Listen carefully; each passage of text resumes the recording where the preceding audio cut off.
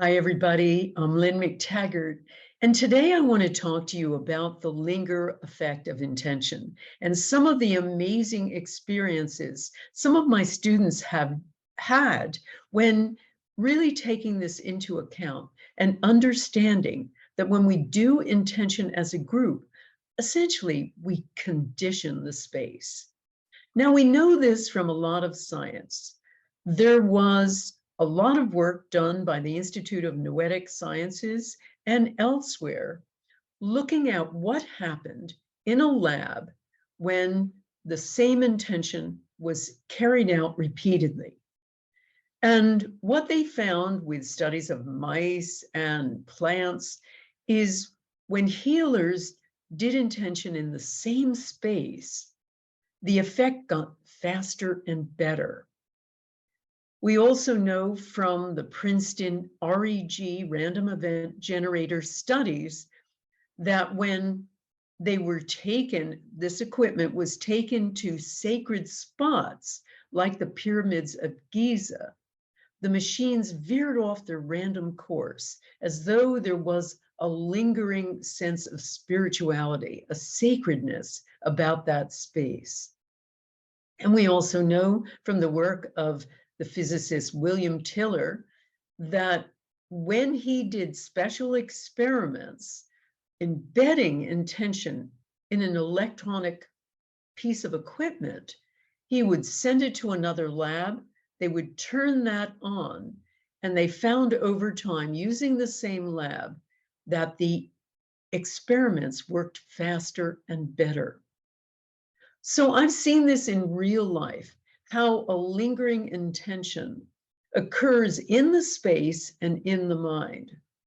We've been working with this and experimenting with it with retreats, and we've used it in sacred spaces. So for instance, during a Tuscan retreat of ours a few years ago, we were visiting many of those lovely cities and towns in that part of Italy. And because there are many churches there, I recommended that our Power of Eight group start doing intention inside a church, not because of a particular religion, but because of the linger effect of all of those prayers.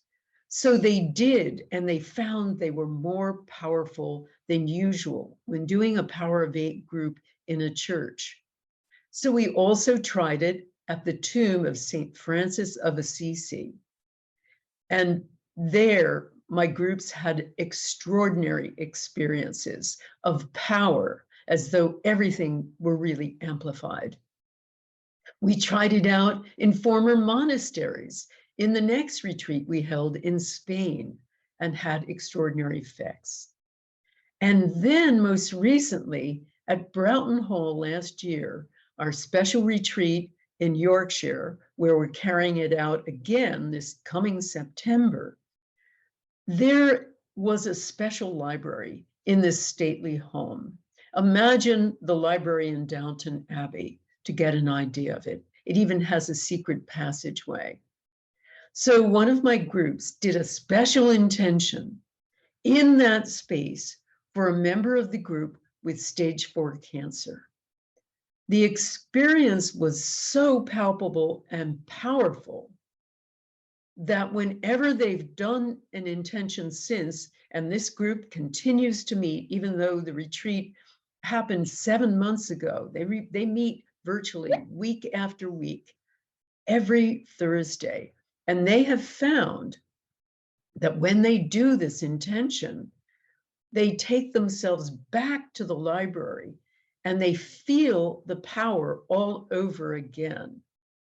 And by the way, the person they intended for in the library with stage 4 cancer is completely healed now. And she attributes it to that special intention. So when you're doing intentions, don't forget to use the same space over and over again, or with a group, use a space and even go back to it mentally. It will amplify your intentions. That's it for today. Thanks for listening.